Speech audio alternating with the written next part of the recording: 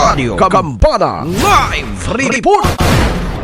Ang lawom og makahuluganon nga impact sa kinabuhi ni Santa Teresita sa Batang Jesus Siban angay gapuyan sa mga matuod ang paghimo nga makapabalaan.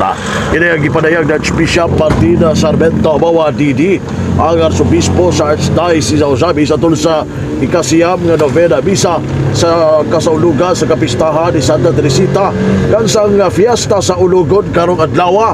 Din sa wapabhatag siya homily ang Arsobispo iyang gikalipay nga dunay bagong altar sa parokya ni Santa Teresita sa Batang Jesus dungan sa kasaulugan sa ilang fiesta karong adlaw. Si Santa Teresita sumapa sa Arsobispo girecognize as Doctors of the Church nga dunay dakong gugma ngadto sa Ginoo ug sa simbahan pinagi sa paghimo sa gamay nga paagi sa pagsalig sa gugma sa Ginoo. Dugang pa ni Archbishop Habawan nga sa mga sa Katoliko nga simbahan gamay ra ang santos nga giisip nga Doctors of the Church. Di libo-libo nga mga santos apan 37 lamang ang Doctors of the Church kaya ang santos ideklara nga Doctors of the Church human nga mo pailawom sa mga pagtuon. Dugang pa ni Archbishop Habawan nga ang pagtulon-an nga makutlo sa kinabuhi ni Santa Teresita sa Batang Jesus.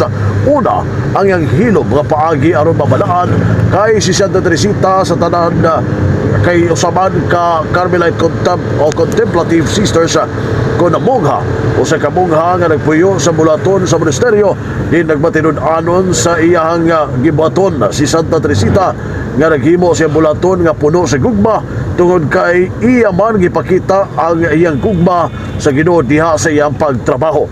Busa kini nga pagtulon-an nga hinumduman sa kinabuhi ni Santa Teresita nga dili lamang mo trabaho tungod sa sweldo apan mo trabaho tungod sa gugma niini ngadto sa Ginoo. Kasama ni Santa Teresita sa maong patron sa parokya ni Santa Teresita sa Batang Jesus sa Maninero nga dunay gugma sa iyang pagtrabaho pinaagi sa gugma niya sa Ginoo ug hilom kini nga nagpanaw padulong ngadto sa pagkabalaan kaya pinaagi sa paghimo sa pagtrabaho nga adunay dakong gugma. Giaduga pa sa Arsobispo nga sama sa pagpaambit adunay gugma kay kun mo paambit nga walay gugma kakapoy ang bation kay kung mapaambit ang tao nga ano na gugma ang iyang pagkabati na bangon panalaginan man sa Ginoo. Kasama sa mga patron nga hilom nga muhimo sa mga gibuhaton aron mabalaan aron kini ang paagi nga mapaduol kini ngadto sa Ginoo. Busa painumdum kini dili lamang sa mga matuon sa parokya ni Santa Teresita sa Batang Jesus sa Maninero nga ang Ginoo lamang ang saligan, dili magsalig sa kabaskog dugang pa sa Arsobispo mahandi og dili sa magsalig sa kaanyag og dili magsalig sa kaugalingon nga kusog ug ang tanan isalig ngadto sa Ginoo. Kini nga pagtulon-an dili lamang alang sa mga batuon sa parokyano sa Maninero lista na nga mga batuon ngay kinabuhi maningkamot nga mahimong balaan pinagis paghimo sa maghinagmay nga pagi aron kita mabalaan. Ari ating kamay pahayag sa Arsobispo sa lokal na simbahan sa Archdiocese of Ozamis, Most Reverend Martin Sarmento Bawa Didi. Di man puno sa gugma ang pagpang-alagad. Muna nga kung sa atong trabaho naa ang gugma sama sa gipuy-an ni Santa Teresita, kita makaangkod gayon og kalipay samtang niya pa kita dinhi sa yuta. Ang atong patron ihilom nga gapanaw padulong sa pagkabalaan pinaagi sa paghimo sa iyang trabaho nga adunay gugma. Mao man kini ang atong mga ginikanan. Wala siray liklamo sa ilang pagtrabaho kay ila man nga gihigugma ang ilang mga anak.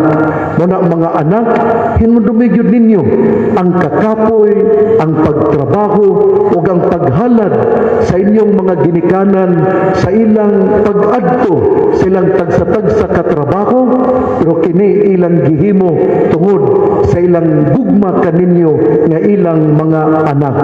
Mausab diha sa pagpaambit magpaambit, kini bang magpaambit ta kung mutabang kita nga walay gugma, gasigi lang tagreklamo kay daghan ang amutan o uban pa.